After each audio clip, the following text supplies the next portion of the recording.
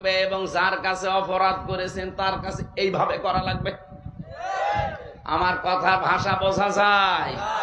আজ তাওবার দিকে তাকান, তাওবা কি এইভাবে হচ্ছে?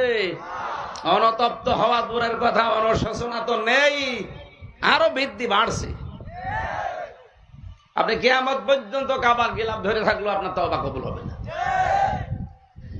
3 নম্বরে, জীবনে এই কাজ আমি আর করব না, জীবনের মতো ফিরে আসলাম। কতবার আমরা এই কথা বলেছি, জীবনে এরকম আর দেব না, এবার ভালো দেব, কিন্তু জায়গা মতো সেই বলে তাল গাছ আমার। আপনার তাওবা কবুল করতে আল্লাহর বয়ে গেছে। এই মাহফিলে অন্তত যারা এসেছি এরকম মন নিয়ে আসি না, এই 3টা শর্ত মেনে তাওবা করার নিয়তে এসেছি।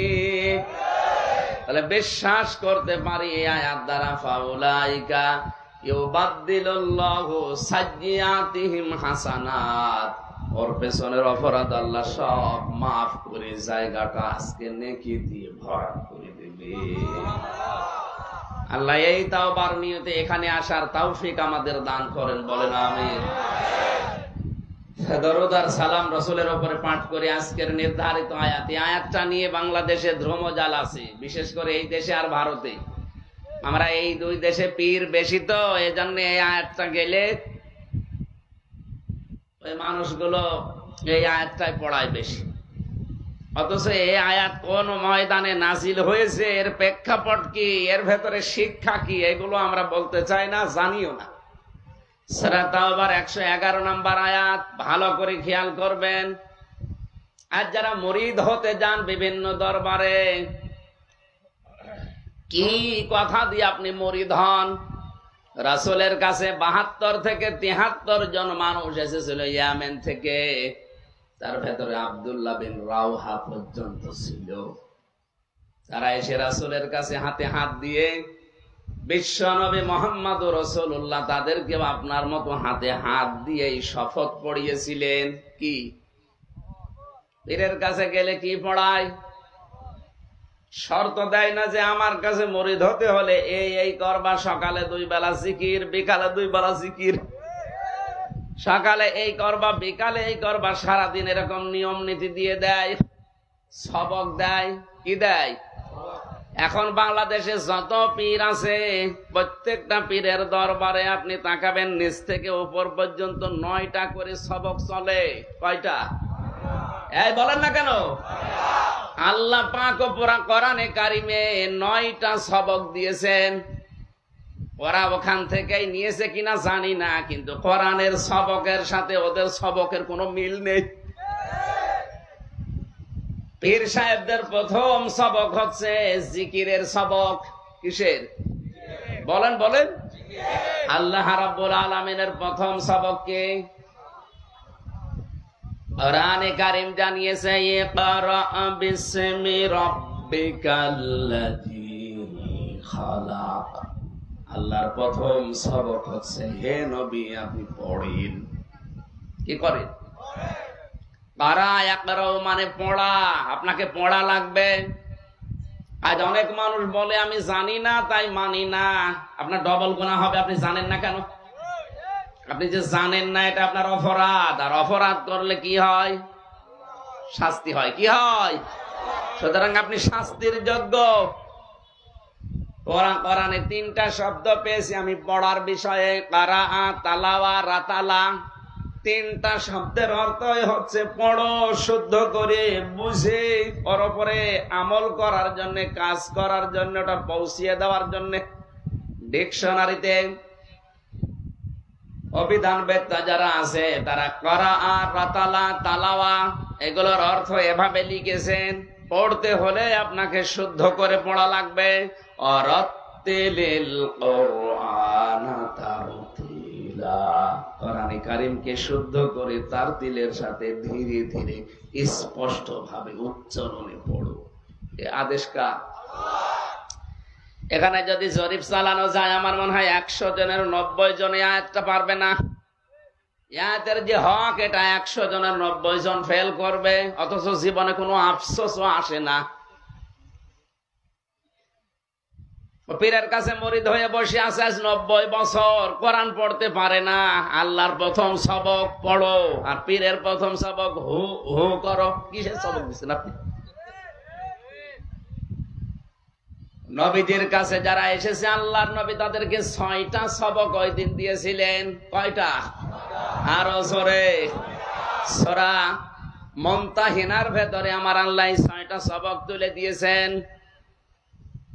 আল্লাহ রাব্বুল আলামিনের নবী আব্দুল্লাহ বিন রওহা সহ যে 72 থেকে 73 জন মানুষ মদিনা ইয়ামেন থেকে এসেছে, নবীজি তাদেরকে বললেন, ইন্নাল্লাহা আশতারা মিনাল মুমিনিনা আনফুসাহুম ওয়া আমওয়ালাহুম বিআন্না লাহুমুল জান্নাহ। অবশ্যই আমি আল্লাহ কিনে নিয়েছি, ক্রয় করে নিয়েছি মুমিনদের কাছ থেকে।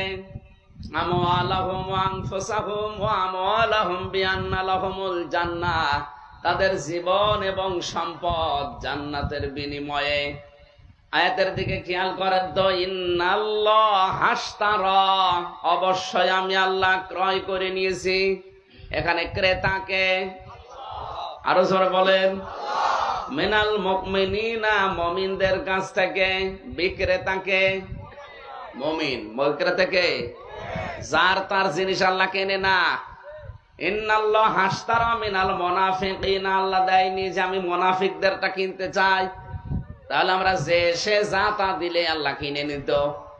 আল্লাহ পাক শুধু কিনতে চান কাদেরটা? আরো জোরে।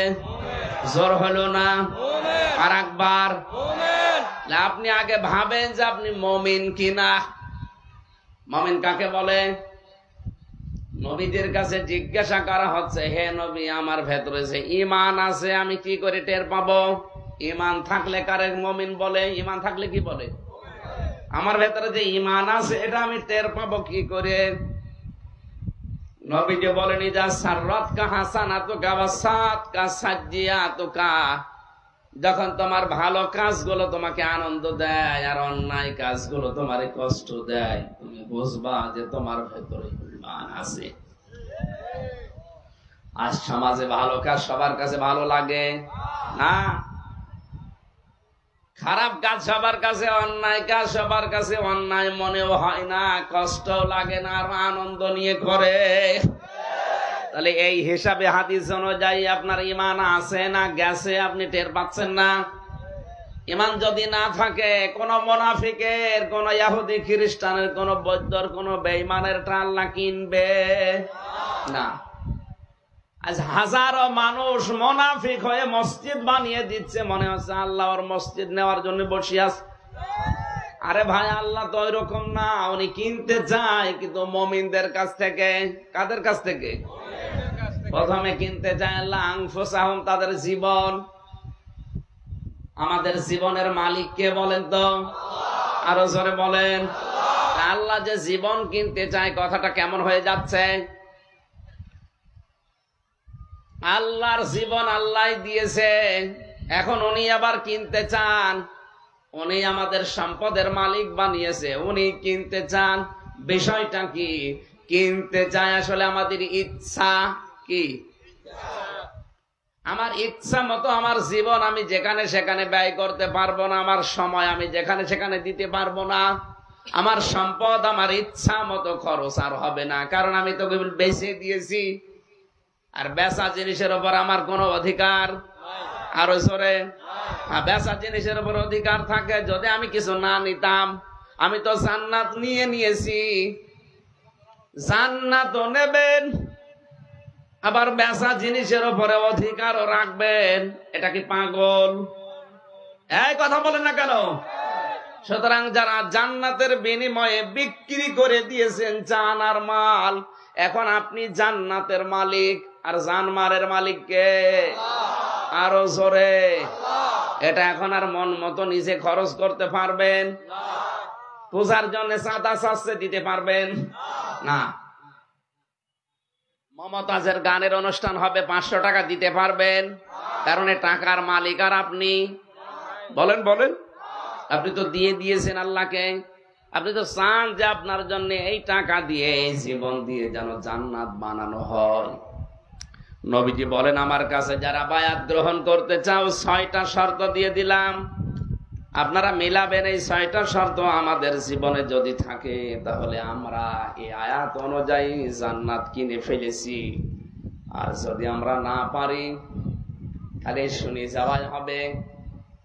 নবীজি বলেন, 1 নম্বরে সূরা মুনতাহিনার 12 নম্বর আয়াতে আছে, তোমরা আজকে থেকে জীবনে কোনোদিন শিরিক করবা না, আর শিরিক যারা করে তাদেরকে সাপোর্ট করবা না। 1 নাম্বার শর্ত। আজ বাংলাদেশের 48,000 পীরের দরবার থেকে যদি এই বায়াতটা নিয়ে হতো যে আমার কাছে মুরিদ হলে শিরিক করা যাবে না, শিরিকে সাপোর্ট করা যাবে না, এই দেশে আর কারো লাগতো না, পীরের মুরিদরা ইসলাম কায়েম করে ফেলতো। কিসের মুরিদ হতে যান, খালি হু হু করেন। কিসের সবক দিয়েছে আপনাকে? ওর সবক দিয়েছে হাফসে দো, কি দো, এসব বানানো, আন্দাজে বানিয়েছে হাফসে দমে, একদমে এক নিঃশ্বাসে 100 বার আল্লাহ বলা। কোথায় পেয়েছিল ভণ্ডামি? বিশ্বনবীর 63 বছরের জীবনে কোনদিন এরকম হাফসে দম ছিল? আন্দাজে জিকির বানিয়ে দরবার চালাচ্ছে। আর এটা বলতে গেলে হামজা খারাপ হয়ে যায়। আরে আপনি মুরিদ বানাবেন, এই 6টা শর্ত দিয়ে বানান। সবক দেবেন কোরআনের, ওই 9টা সবক দেন। এদেশে আর কারো লাগার কথা না, শুধু পীরের মুরিদরাই যথেষ্ট ইসলাম কায়েম করে ফেলতে। ব্যবসা চালিয়ে যাচ্ছে। শিরিক করা যাবে না, আমার কাছে মুরিদ হলে শিরিকে সাপোর্ট করা যাবে না। শিরিক সবচাইতে বড় শিরিক ওইটা, আল্লাহ যেটা পারে ওইটা অন্য কেউ পারে এই বিশ্বাস করা। আল্লাহুল খালক ওয়াল আমরু, দুনিয়া তৈরি করেছি আমি, এখানে চলবে আমি আল্লাহর আইন। সুতরাং আল্লাহর আইন বাদ দিয়ে অন্য কারো আইন যারা প্রতিষ্ঠার জন্য চেষ্টা করে এরা মুশরিক। এরা কি কোন পীরের দরবার থেকে এই সবকটা আছে? আপনি বলেন তো। হক্কানি পীরের নাম নিয়ে বসে আছে বিভিন্ন জেলাতে, বলে আমি হক্কানি পীর, ডিলার নিয়ে বসে আছে। তোমার দরবার থেকে তো এই সুযোগটা আসে না, এই ঘোষণা আসে না যে আমার কাছে মুরিদ হলে জীবনে কোনোদিন শিরিক করা যাবে না, শিরিকে সাপোর্ট করা যাবে না। আমি পীরের কাছে যেতে নিষেধ করিনি। পীর মানে উস্তাদ, শিক্ষক। যেটা পারেন না ওনার কাছে যে জেনে নেবেন। ফাসালু আহলা যিকরি ইন কুনতুম লা তা'লামুন, যেটা জানো না যারা জানে তাদের কাছে জেনে নাও। এটার নাম শিক্ষক, উস্তাদ, পীর, মুরব্বি যাই বলেন। আপনি তো যাবেন তার কাছে যেটা ইসলামের জানেন না, জেনে নেওয়ার জন্য না, পাঠে পাওয়ার জন্য। বলে আমি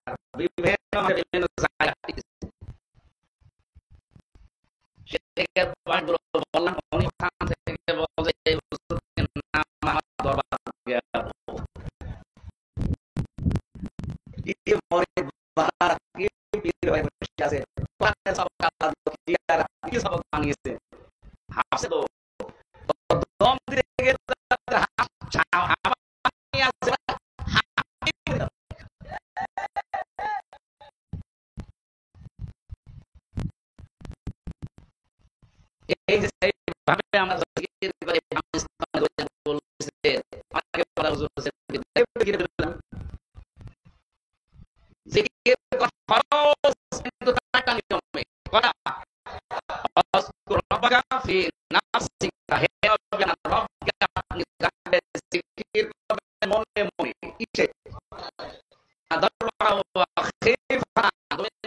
সন্তুষ্ট হয়ে কান্না ঝরতে ওঠে।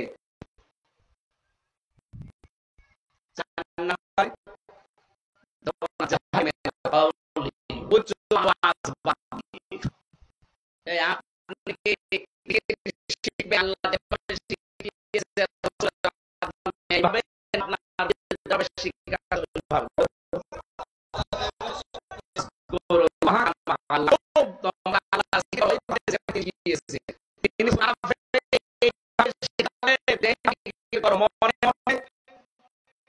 সন্তুষ্ট হয়ে কান্না জড়িত কণ্ঠে উচ্চ আওয়াজ বাঁধি বিভিন্ন দরবারে রাখা এটা আমি নাম ধরে এখন যে মানুষ আছে জিকির করার জন্য লক্ষ লক্ষ এক জায়গায় হয়েছে জিকির আওয়াজ দিয়ে করছে বলে তো চারটা করে পড়ছে মনে মনে করে আল্লাহ ডাকবে আমি জোরে জোরে ডাকছি আল্লাহ বলে তুমি মনে আল্লাহ বলে